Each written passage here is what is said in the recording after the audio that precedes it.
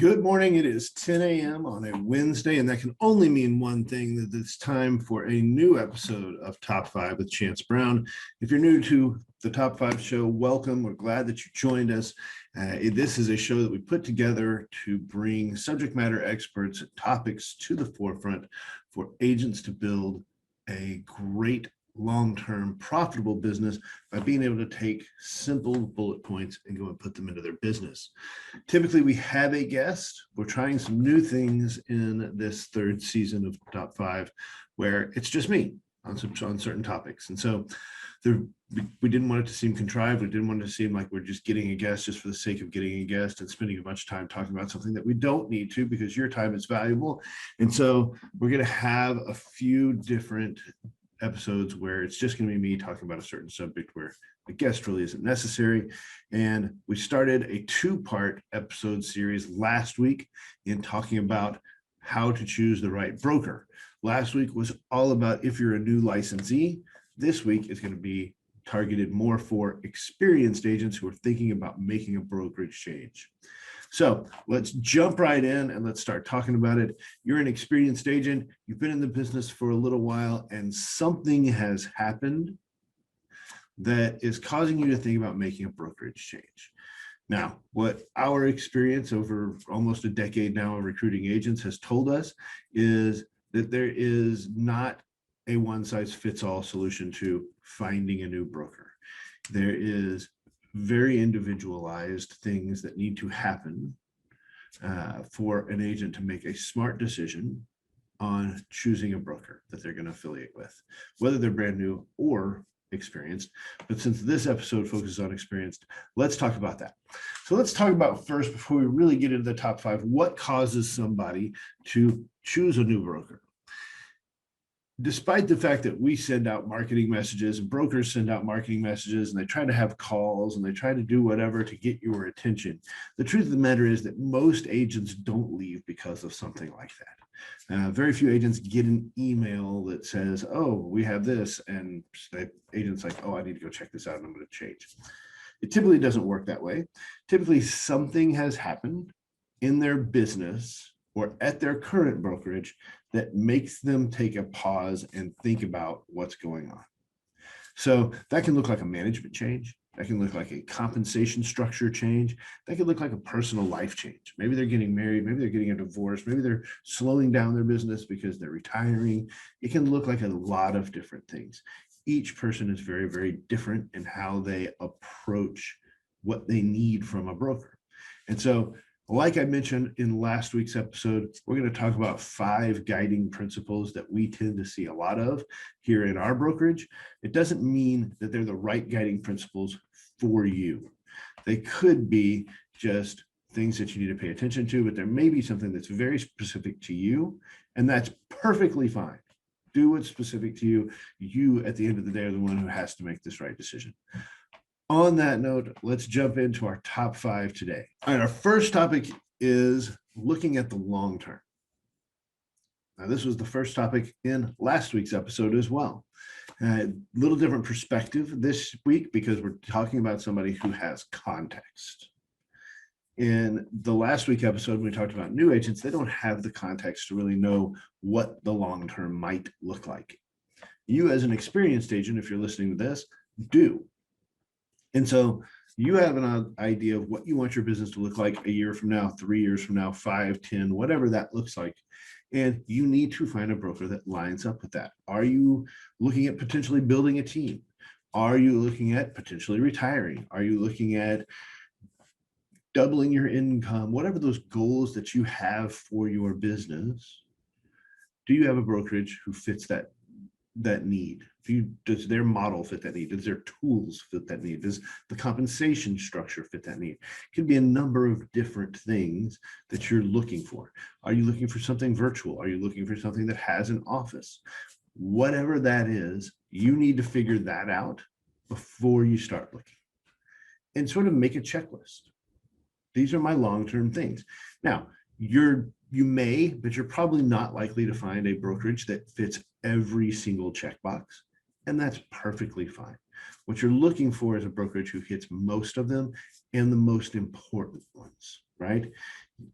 That's what you need to help you grow your business over time as you progress in your career. The other thing about looking at the long term is looking at your long-term financial goals.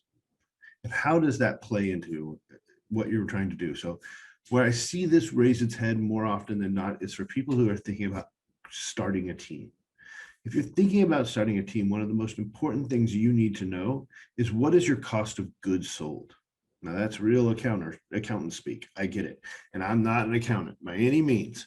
There's never going to be a time when I'm not going to hire an accountant because, man, I do not like that. I was a straight C student in college in my accounting classes. So it's important because it will help inform how you're able to pay buyer's agents. It's important to know that from a lead generation standpoint and where your money's going. And when it comes to choosing a broker, it might make more sense for you to be with a brokerage who has a lower cost structure. So you have more flexibility to either earn more money or use that money in a different way. Or if there's a negotiable split structure at the brokerage you're looking at or whatever that looks like, you really need to know how the cost of the brokerage weighs on your ability to operate your business. And that's very, very important. So pay attention to that when you're looking at your long-term goals as well. So not just about the goals you have, but also the financial element of that and how you can reach those goals by looking at the structure of the compensation you're making with that brokerage. Look at the long term. This is a long game. It's a marathon, not a sprint. All these other cliches about, looking for the future, they all apply. So before you walk in the door of another brokerage, I would look at what that looks like for you. What do you need? The second part of this is you are the brand. You are the brand. We know statistically through the National Association of Realtors research that fewer than 3% of the people out there really care what brand you're affiliated with. Does it matter to you? Maybe. Maybe it does. Maybe it doesn't. Does it matter to your client? Probably not. They're buying you. They're not buying your brand, except with few exceptions. And we can talk about those exceptions in a little bit, but the exceptions tend to be in very high-end price point areas where they're looking for a specific brand to have market their home because it's an ego play typically. So anyway, you're the brand. What are you able to do with that at the brokerages you're interviewing? And hopefully you're interviewing more than one brokerage. At the brokerage you're interviewing, what are you able to do with that brand, right? Are you able to have your own domain name and email? Are you able to build your own signs with your branding? What about websites? What are all these different things that come into play when it comes to brand building for you? Is your broker supporting that or are they not? Now, it may not matter to you what the sign looks like or says, and that's fine. But it's something that you need to consider because at the end of the day, if you've got a @abcbrokerage.com email address and you decide to change in 2 or 3 years from now, is everybody in your database going to know you from @abcrealestate.com? And are you going to have to go back and redo all of that? Meanwhile, emails are being missed because they're going to your old brokerage email address. These are important things to consider because this is your business. At the end of the day, you are a business owner and your brand matters. Your ability to continue your business in light of changes, whatever those changes are, in this case, we're talking about a brokerage change, your ability to continue the business is super important. So make sure that you have the ability to build your brand. I mentioned in last week's episode that I was really wrong on this. If you go back about 10 years when KW started having their agents brand themselves and brand their teams and kind of go not be as big on the Keller Williams branding. I thought Gary Keller was nuts and I was wrong. I was so wrong. And now I see it for what he saw back then, which is why he's the visionary that he is and has done all the great things with that brand. But now I understand that it's my job as a broker to support your brand building. And hopefully you'll find a brokerage that also does that and wants to be partners with you in your brand building. Number 3, man, I'm going to sound like a like your mom on this one, or like a kindergarten teacher, or I don't know what. Please know that I'm not attempting purposefully to come off as lecturing at you about something in this one, but I kind of feel like I have to. Read your agreement before you commit to a broker, before you sign anything. Read the agreement, and if there's a bunch of references in the agreement to policies and procedures manuals or things like that, read those too. Make them give them to you. And if they won't, don't join them. I cannot tell you the number of times we get questions from agents who are thinking about joining our brokerage about, well, what happens if this? What happens if that? That should all be spelled out in your independent contractor agreement. If you leave, how do you get paid? If you have buyers, but they're not under contract, but they have a buyer's rep signed, how does that work? Or listings that are active but don't have a contract on them, how does that work? These are all things that you need to know before you go sign with a new broker, not after. I mean, genuinely, the number of people that come to us that are looking at making a change and they don't know that they ever got a copy of their independent contract agreement. They don't know where to find it. They don't know anything of that. This is where it gets a little lectury. Like, look, this is your business. Read your contracts. Think about the way that we know the contract for our clients. We can explain the contract to our clients, most of us. And the same needs to be true of your agreement with your broker. Like, you need to know what that agreement says. And if there's things that you don't like, don't sign it. Go back and either try to negotiate that if it's something that you really want, or if they won't do it, then don't go there. But understand that you are the driving force. They need you more than you need them. I said that in the last week's episode too. The brokerage needs you more than you need them. And so play that card, but know what the card is for because you've read your agreement. Have a copy of it. We see some that are 75, 80 pages long. It's just mind-blowing how long some of these contracts are. Or they're structured in a way that, I mean, you need a structural engineer, you need a mechanical engineer to go through and figure out how you actually get paid on anything. It's really crazy on some of these that we see, but you need to know what it is. You need to know what it says, because if you, again, get 2 or 3 years down the road and you want to change, and at this point your business is doing really well and you've got a lot going on, it becomes far more difficult for you to change. You may end up leaving a lot of money on the table, things like that. And so I'm not saying that that's not going to happen, but you need to know about it. You need to know what that agreement says. So read your agreement. If it references any other documents like policies and procedures, if it references, a separate compensation addendum or a system that based on last year's sales, you get this or that, make sure you know what that says. Very, very important. All right. End of lecture, end of rant. There you go. Number 4, what tools does the brokerage provide you? So I'm going to have a little bit of bias here towards my brokerage and tell you that I think that we provide a really robust suite of tools. So what? Who cares? If none of my agents use them, does it matter? I mean, I can CRM and I can marketing suite and I can this and that and whatever else till the day is long. But if the agents don't use it, it doesn't matter.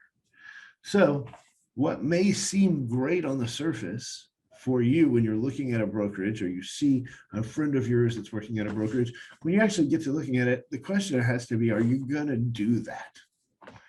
Are you going to use that tool? Because if the answer is no, then what the hell are we talking about, man? Like, what's the point? What are the tools that you need to make you successful? Does the brokerage provide those tools? Those are 2 really simple questions.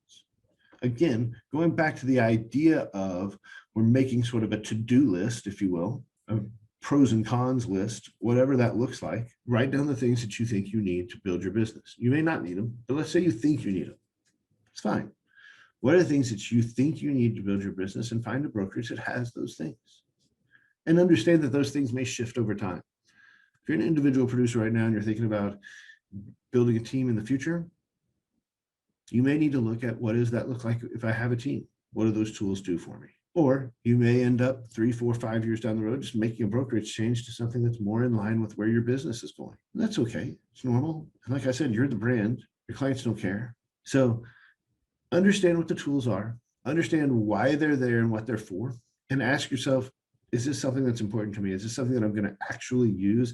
Is this something that's going to help me build my business if I start using it? Because just because you're not using it now doesn't mean you wouldn't use it in the future if you made a change. So we want to know, is this a tool that I'm using? Great. Is it a tool that I would use? Even better. That I'm not using now, right? Is it even better? And is it something that lines up with that long-term vision that we talked about in point one? Is it going to get me from where I am today to where I want to be 1 year, 3 year, 5 year, 10 years down the road? Those are the things that you need to look at when you're looking at tools.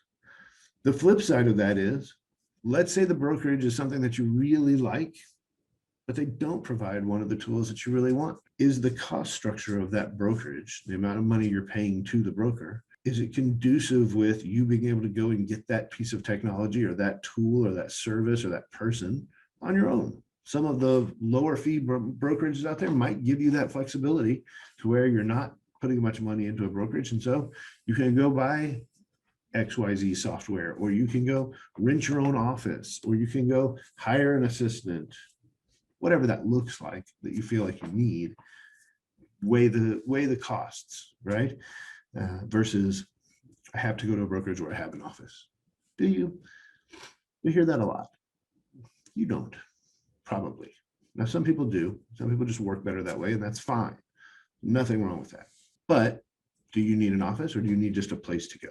Ask yourself those questions. You got to be really honest with yourself when it comes to stuff like this. So, and then last but not least on our list for today is making sure that there is support when you need it. If there's one thing that we hear that is just mind-blowing to me, if there's one thing that we hear all the time, it's I'll call my broker and I don't get a call back for days. And the truth of the matter is, as an experienced agent, you probably don't need a ton of handholding. You don't need a ton of support. But the value that you find in that is that when you need it, it's there. So that's what you need to know when you make a decision. Is there somebody that's going to be there to support you? Are there other agents in the brokerage I can call? What's the availability and accessibility to the broker or to the manager or to whatever position the brokerage has created to support people? Because at the end of the day, you're making a decision based on value.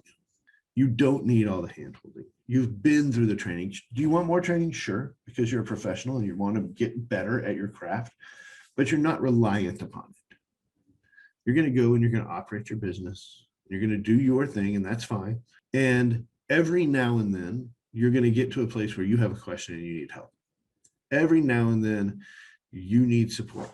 And so when that every now and then hits, who is there to support you and how quickly? Because that's the key, right? You don't need it, but when you need it, you need it.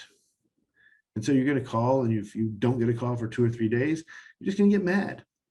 And you're going to go call someone else and get it from them, or you're going to go to a Facebook group or social media group, or God knows what the advice you're going to get is. I mean, some of the stuff I see in those Facebook groups is just, it gives me goosebumps for people's brokers. It scares the daylights out of me. So you want to make sure that there is support for the tools that you need, so that somebody can train you, or they have a concierge type of service for that, or the provider has a concierge type of service for that you can either use or pay for or whatever to help you get set up quickly. That if there's questions on the tools and technology, you have the support. But more than anything, when something comes up in a transaction that's wonky or that's new to you, you've got somebody that you can pick up the phone and call and know that you're going to get an answer, and hopefully the right answer, in a relatively quick manner. You're going to need to have a place where you can go to, hey, this happened and I need a CDA out very fast, or I need a letter to the title company or whatever, and it can be done real quick. That's what you need. You don't need to be handheld. You don't need to be micromanaged. You don't need the accountability. You're doing a great job. You're building your business. You've got goals. You know what tools. You've read your agreement. You understand how to brand yourself. But just this weird thing came up. And in this market that we've experienced over the last couple of years since the pandemic, there's been a whole lot of weird, right? a whole lot of weird. And so is your broker, is your staff, whoever it is that needs to be there for you, are they there for you? And how can you prove that? So that kind of brings up the last thing in my bonus. Typically we do a top 5. I'm going to give you a top 6. Call a few agents. Like there's a decent chance that if you're joining a brokerage of any size, you may have done a transaction with somebody who works there. You may have, run into somebody in association service or at a networking event or whatever that looks like. Pick up the phone and call a few agents and ask them what their experience is like, especially for the things that are very important to you. When you're looking at the long term, which was point 1, and you're making your list, or you're looking at the tools that you feel like you need, which was point 4, you know kind of what you're looking for. You know kind of what you want. Pick up the phone and call a couple of agents that work there and see what their experience has been like. Do they get support quickly? Is there somebody to answer their questions? Are they happy there? Do they feel like they're getting the value for the dollar they're paying their broker? So there's your bonus point. To recap, we're looking at the long term. We're looking at our goals for 1, 3, 5, 10 years down the road. And we're making sure that the broker we're choosing for our new brokerage home is going to be in line with that and help you reach those goals. With the understanding, number 2, that you are, in fact, the brand here, right? You are the one that is driving the business into the brokerage. Does the brokerage support that, understand that, and give you the flexibility and freedom to run your business the way you want to run your business? Number 3, you've read your agreement. So you know what happens if. You know what happens if you get there and you don't like it and you want to leave. You know what happens if this or that or advertising rules or policies and procedures, whatever it is, you've read it because you're a business owner and you read contracts. You write them for a living, so you read them too.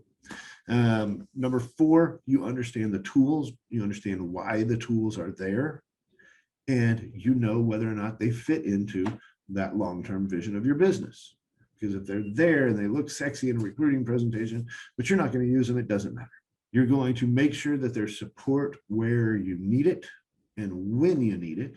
And then last but not least, as our bonus point, you are going to go out and ask a few people about their experience at that brokerage. And there you have it. This concludes our series on choosing the right broker. I want to say thank you for stopping by and taking a watch. I hope that this was valuable to you. I hope that it helps you inform any decisions you make in the future. May not be something for right now, but it may be something that comes up in your career. And we just want to be there to be able to provide actionable advice for you to take and use in your business to build a great business. So wish you the best of luck. Have a great day, and thanks for tuning in to Top 5.